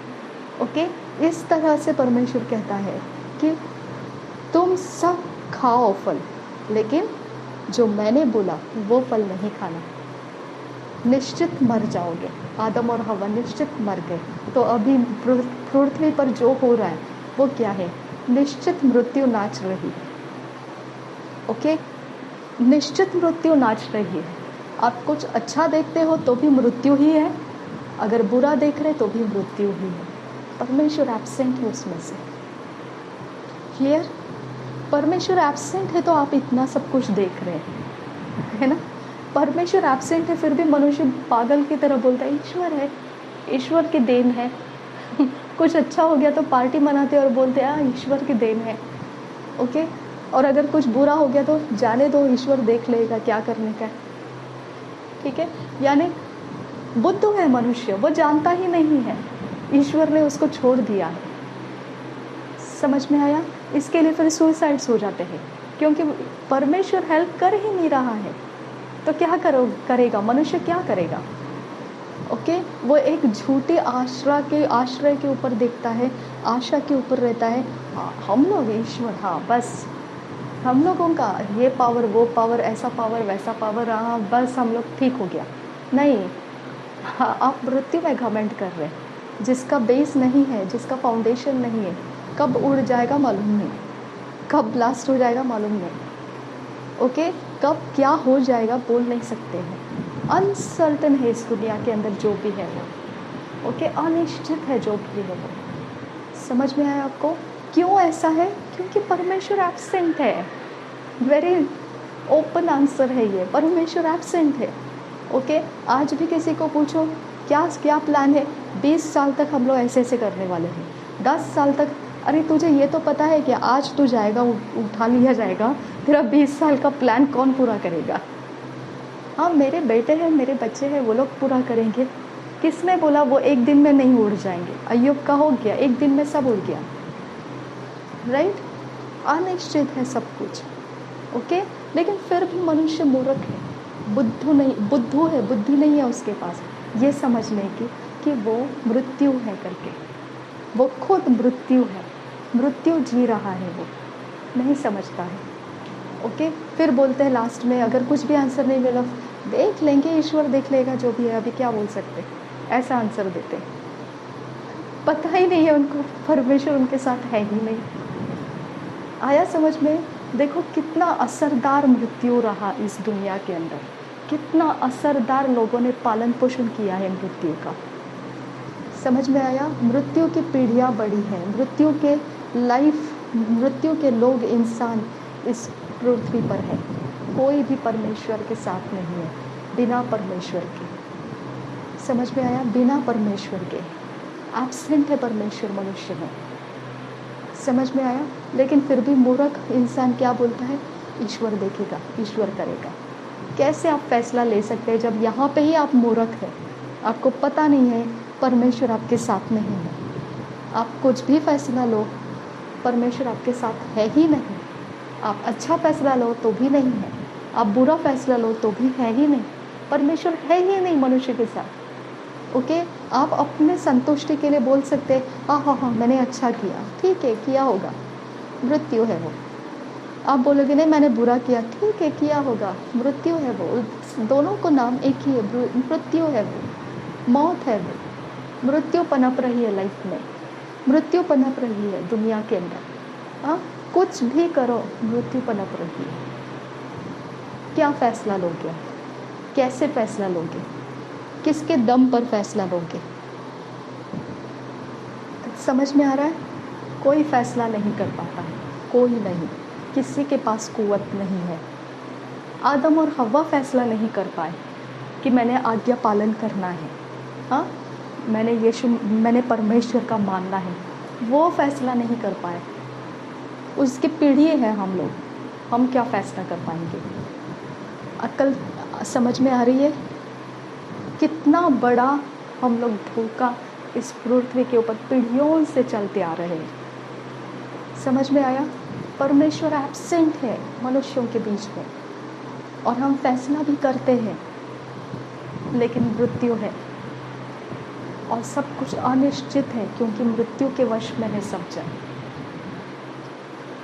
हाँ ओके, परमेश्वर एब्सेंट है, मृत्यु फैली हुई है दुनिया के अंदर, भीड़ नहीं है, मनुष्य नहीं है, मृत्यु है, भीड़ लगाई है इस पृथ्वी के ऊपर, ओके। मन चाहे रास्ते से बच्चे पैदा हो जाते हैं, मन चाहे रास्ते से जो चाहिए वो किया जाता है, ओके। कानून कायदे बनाकर चौखट डाल के मनुष्यों को ब्रिडल करना पड़ता है, बांध के रखना पड़ता है कि ऐसे मत करो, ऐसे मत करो, वैसे मत करो, ओके। फिर भी मनुष्य उस कायदे के अंदर भी वो अपने एक्स्ट्रा ऑर्डिनरी पावर का इस्तेमाल करता है।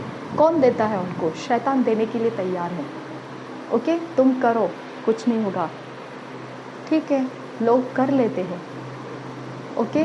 कानून के कायदे के बाहर जाके जो चाहिए वो करके आराम से जी लेते हैं। मृत्यु है वो, इसीलिए ऐसा है, सब कुछ मृत्यु है, इसके लिए वैसा है, ओके।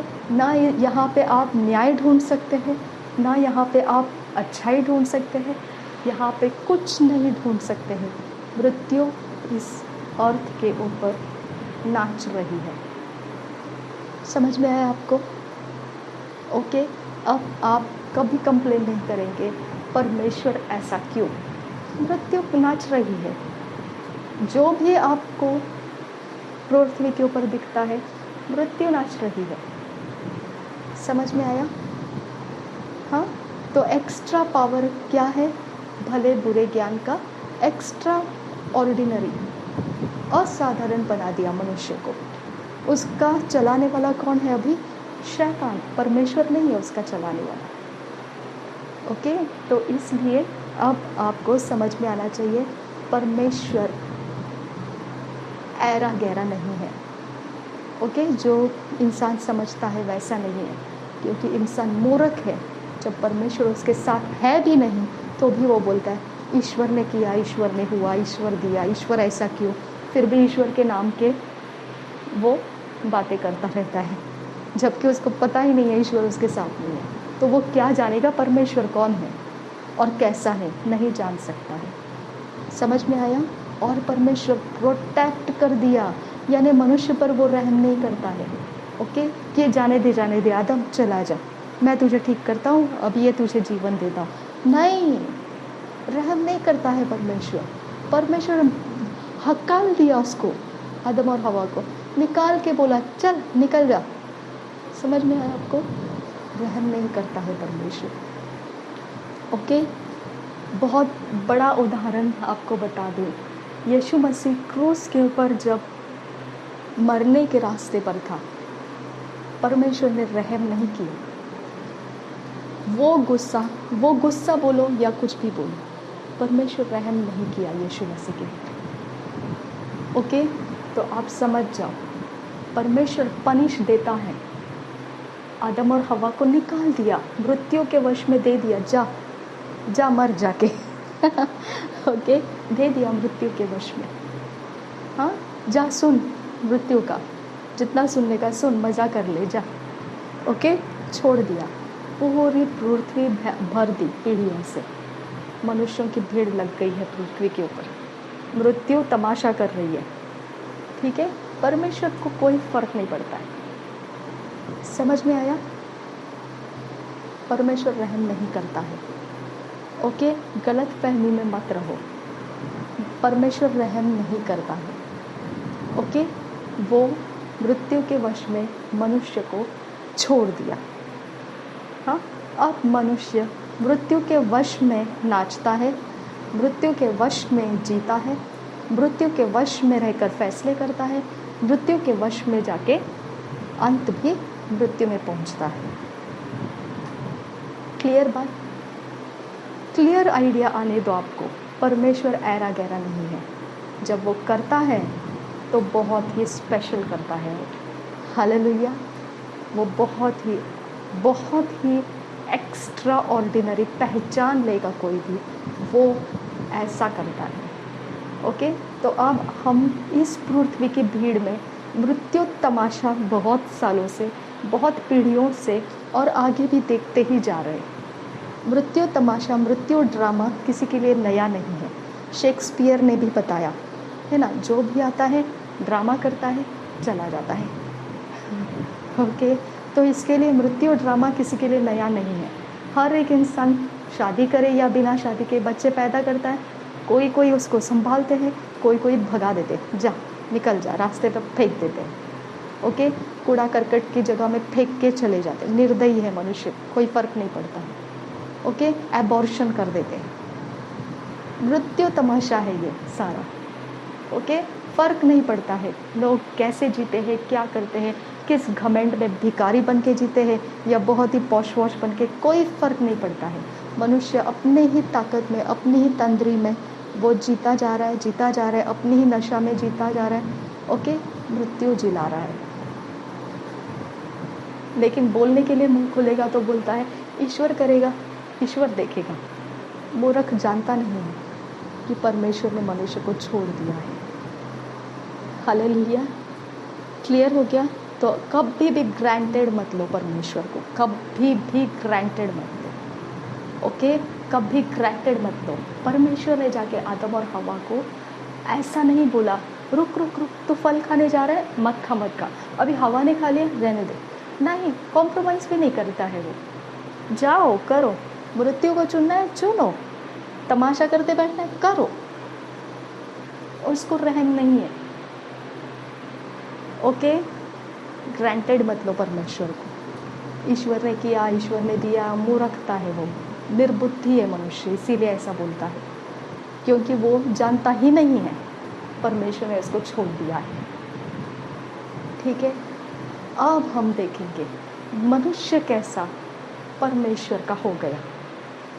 क्लियर? हाँ, नहीं, डायरेक्ट नहीं हुआ वो। परमेश्वर ने बोला मृत्यु का एक्स्ट्रा ऑर्डिनरी भीड़ तो लगने वाली है आदम और हवा से। अब मेरे भी एक्स्ट्रा ऑर्डिनरी भीड़ लगानी है। वो भीड़ नहीं लाया, वो झुंड लाया, एक छोटा सा झुंड। ओके, उसने एक छोटी सी भीड़ को तैयार किया। उसके भीड़ के नंबर्स गिनती कर सकते हैं, इतनी छोटी भीड़ थी उसकी। और दुनिया पूरी भीड़ भरी है, वो मृत्यु की भीड़, शैतान ने लगाई हुई भीड़ है, ठीक है। और परमेश्वर ने लगाई हुई भीड़ एक छोटी मुट्ठी भर भीड़ है, गिनती कर सकते हैं, इतनी छोटी भीड़ है जो परमेश्वर ने लगाई। परमेश्वर ने उपजाई उसको, परमेश्वर ने उनकी कुव्वत को बिगड़ने नहीं दिया। ओके, उनको सही चुनाव करने की कुव्वत है, वो चुनाव सही करते गए, भले बुरे ज्ञान का उन्होंने चुनाव नहीं किया। ओके, उनके कुव्वत के अंदर जो उनकी खुद की कुव्वत थी, उस कुव्वत में जीने वाले लोगों को उसने बनाए रखा। और फिर उस कुव्वत के लोगों के बीच में से यीशु मसीह पैदा हुए। समझ में आया? और उसी यीशु मसीह के अंदर से हम लोग पैदा हो गए, जो आज हम मसीही हैं। हालेलुया! आपको कितना भजन गाना चाहिए, जैसे दाऊद ने किया, पूरे भजन संहिता को भर दिया उसने। आपको कितना आराधना करना चाहिए परमेश्वर की, आपको कितना उछलना चाहिए, नाचना चाहिए, कूदना चाहिए, क्या क्या नहीं करना चाहिए परमेश्वर के लिए। पूरे जी जान को तोड़ फोड़ करके परमेश्वर के लिए बहाल हो जाना चाहिए। हालेलुया! क्योंकि परमेश्वर वेरी स्पेशल परमेश्वर है। हालेलुया! उसने जो यीशु मसीह के साथ चल रहे हैं उनके लिए बोला, ए कम ऑन, मैं तेरा परमेश्वर हूँ। हालेलुया! हालेलुया! ओके, तो मृत्यु के वश में चल रहे भीड़ हमारे आसपास फैली हुई है, फिर भी हमारे ऊपर उंगली ऐसे रख के परमेश्वर बोलता, चुप रहे और देख, मैं तेरा परमेश्वर हूँ। हालेलुया! समझ में आ रहा है आपको? हमारा परमेश्वर ऐरा गैरा परमेश्वर नहीं है। जिस परमेश्वर को हम जानते हैं वो ऐरा गैरा परमेश्वर नहीं है। निर्बुद्धि के समान हम परमेश्वर के पीछे नहीं है। हालेलुया! हम निर्बुद्धि के समान नहीं बोलते हैं कि परमेश्वर हमारी ओर से नहीं, हमको परमेश्वर का आत्मा समझ दिया, हम परमेश्वर के संतान बनाए गए। हालेलुया! असाधारण रीति से, एक्स्ट्रा ऑर्डिनरी तरीके से हमको परमेश्वर ने उसके झुंड में शामिल किया। आमीन। हालेलुया! अब हमारे अंदर जीवन नाचता है। ओके, अब हमारे अंदर जीवन सुंदर बनाता है, हमको मनोहर बनाता है, हमको ओके, हमको ललचाने वाला, लुभाने वाला बनाता है, हमको परमेश्वर के सुंदरता में बनाता है। ओके, हम अभी परमेश्वर के समान निश्चित है, लेकिन जैसा परमेश्वर चाहता है उस रंग रूप में। हालेलुया! हमारे साथ जो भी होता है परमेश्वर जिम्मेदार है। आमीन। परमेश्वर विश्वास योग्य है। हालेलुया! परमेश्वर हमारा सदा सर्वदा ठहरने वाला मजबूत गढ़ है, कभी ना टलने वाला, हमारा छिपने का स्थान है। आमीन। कभी डगमगाने नहीं देगा वो हमको, वो कभी हमारा हाथ नहीं छोड़ेगा, वो कभी हमें गिरने नहीं देगा, वो कभी हमें ऐसा अनाथ नहीं रखा जैसे इस दुनिया में भीड़ है मृत्यु की, वो अनाथ भटक चुके हैं, वो अनाथ है। ओके, वो उन चरवाहे के भेड़ है जो चरवाहा पैसे से खरीदे जाते हैं। ओके, उनके ऊपर आपत्ति विपत्ति आएगी तो उनका चरवाहा उनको छोड़ के भाग जाएगा। ओके, गारंटी नहीं है उनका चरवाहा उनको संभालेगा क्या, शैतान उनका चरवाहा। समझ में आया? तो उनके पास गारंटी नहीं है कि उनको सच में कुछ मिलेगा या नहीं मिलेगा, बस नाच रहे वो। ओके, मृत्यु के तमाशा में डोल रहे हैं वो। ओके, गारंटी नहीं है उनको। ओके, क्या उनका चरवाहा सच में संभालेगा उनको, गारंटी नहीं है। ओके, इसके लिए जब हम देखते हैं ना, मसीही जो इंसान, हम मसीही लोग दुष्ट आत्मा को निकालते हैं। हाँ, कभी सुना है पवित्र आत्मा को निकालते हुए शैतान के एजेंट्स कभी बोलते हो पवित्र आत्मा निकल जाए यीशु के नाम में, ऐसा बोलते हुए कभी सुना है? नहीं सुना है, और बोल भी नहीं सकता है। उसके पहले उसको पवित्र आत्मा निकाल के भगा देगा, सीधा रास्ता दे देगा। ओके, क्या हो गया? अधिकार करना शुरू किया है हमने, हाँ, शैतानी आत्माओं के ऊपर, मृत्यु के ऊपर, मृत्यु के तमाशा के ऊपर, है ना। तो कोई भी शक्ति, कोई भी आत्मा, कोई भी जगह, कोई भी चीज़ अब हमारे अधिकार में है। समझ में आया? शैतान सिर्फ हमसे भीख मांगता है, ये मेरा जगह है, हाँ, यहाँ पे कुछ नहीं करना। ओके, मेरे को इतना जगह मिला है, बस मेरे को इसमें रहने दो, मुझे इसमें से निकालने का नहीं, मुझे इसमें रहने का है। कभी सुना है दुष्ट आत्मा जब निकालते हैं तब वो क्या क्या बोलता है? ओके, इसका वो था ना, वहाँ पे से मैंने इसके अंदर प्रवेश किया क्योंकि इसने ऐसा ऐसा किया था ना, अभी मुझे निकालना नहीं, मैं जाना नहीं चाहता हूँ। रिक्वेस्ट करता है, उसका अधिकार नहीं है। समझ में आया? और हम अधिकार के साथ उसको बोले, ए come on, get out in the name of Jesus, है ना। समझ में आ रहा है आपको कितने स्पेशल हो हम, है ना, कितना एक्स्ट्रा ऑर्डिनरी, परमेश्वर के एक्स्ट्रा ऑर्डिनरी कितने अधिकार के साथ भरे हुए हैं। ओके, हम ऐरे गहरे लोगों के बीच में नहीं हैं, हमारा परमेश्वर ऐरा गहरा नहीं है। हमको ठीक से जानकारी रखना है कि हम कौन हैं। ओके, यीशु मसीह क्या है हमारे लिए। अगर हम ठीक से जानकारी नहीं रखते हैं, फिर हम बुद्धू की तरह, मूर्ख की तरह बोलते हैं, कुछ भी जो मुँह आए वो बोल देते हैं। ओके, नहीं, ऐसा नहीं, ठीक से जानकारी रखो। ओके, परमेश्वर रहम नहीं करता है। ओके, वो आपकी गलती, जो मनुष्य की गलती थी, आदम हवा की गलती थी, वहाँ वो रोकने के लिए नहीं गया, आपको भी रोकने नहीं आएगा वो। ओके, आपका मनमानी है, आपकी मर्जी है, निर्बुद्धि की तरह बात करना है परमेश्वर के बारे में, आपको रोकने नहीं आएगा। लेकिन याद रखना, परमेश्वर का प्रेजेंस जब हट जाता है, मृत्यु का तमाशा नाचने लगता है फिर। समझ में आया? इसीलिए आपको दायरे के अंदर चुनाव करना है। जो भी चुनाव कर, कुछ समझ में नहीं आ रहा है, कोई बात नहीं, चुनाव करते समय वचन को याद करो, परमेश्वर सत्य का आत्मा है तू पिता, मुझे बता, वचन बता, ये फैसला लूँ या नहीं लूँ। ओके, परमेश्वर वचन सिखाएगा और उसके बाद फैसला करो वचन के आधार से, और निश्चिंत रहो, चाहे आपके फेवर में नहीं होगा वो, फिर भी निश्चिंत रहो, परमेश्वर जीवन देने वाला परमेश्वर है। आमीन। प्रभु यीशु मसीह हम सबके साथ बना रहे, और जिस तरह से अब्राहम का फैसला, इतना समझ परमेश्वर का आत्मा ने उसको दिया था, अपने खुद के इकलौते बेटे को उसने वो सैक्रिफाइस, बलिदान के ऊपर रखना उसको भाया। ओके, तो समझ जाओ कि पवित्र आत्मा जब समझ देता है तो आज्ञा पालन करना कितना आसान हो जाता है। हालेलुया।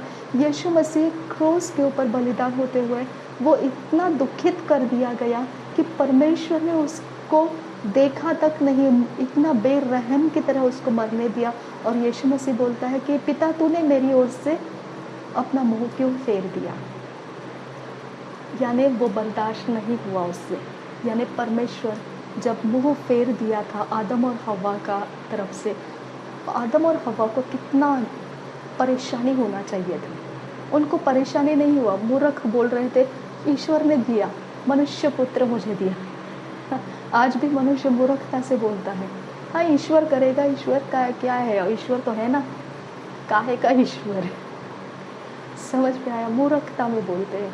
वो दर्द क्या दर्द है जो परमेश्वर ने मुँह फेर लिया यीशु मसीह का, वो असली दर्द यीशु मसीह ने जताया। ओके, और अब्राहम ने आज्ञा पालन किया, वो असली आज्ञा पालन। पवित्र आत्मा की समझ जब उसे मिलती है मनुष्य को, तब किस प्रकार का आज्ञा पालन हो जाता है, कितना आसान, कितना सहज आज आज्ञा पालन का दो हिसाब आपको देखने को मिलता है। यीशु मसीह क्रूस में मरने तक चला गया, मुँह फेर दिया पिता ने, दुख उठ गया उसके लाइफ में, लेकिन आज्ञा पालन का कितना आसानी से उसने उठा लिया। कोई बात नहीं, जाऊंगा मैं आगे, मुझे मालूम नहीं है, वचन लिखा है ऐसा, मुझे मालूम नहीं पिता मुझे उठाएगा क्या नहीं मृत्यु के अंदर से, मुझे गारंटी नहीं है, लेकिन आज्ञा पालन मेरी ज़रूरत है। Hallelujah, hallelujah. ओके, अब्राहम भी बोलता है, मैं नहीं जानता हूँ मुझे फिर से और एक पुत्र परमेश्वर कैसा देगा मुझे नहीं पता, लेकिन मुझे मांगा है परमेश्वर ने, मैं दे देता हूँ इसे आपको। हालेलुया। आज्ञा पालन मायने करता है, उसमें आपका शरीर का फ़ायदा नहीं देखना है, आज्ञा पालन देखना है। हालेलुया। प्रभु यीशु मसीह हमें सहायता करो। ये सत्य का आत्मा के अलावा और कोई हमको आज्ञा पालन नहीं ला सकता है। आप परमेश्वर हो, आप हमें कुव्वत देते हो, हमारी कुव्वत में आज्ञा पालन करने का आत्मा परमेश्वर, सत्य का आत्मा हमें समझ दे दे ताकि हम आज्ञा पालन कर सकें। नासरी यीशु मसीह के नाम में विनती करते हैं, सुन और कबूल कर पिता। आमीन, आमीन, आमीन।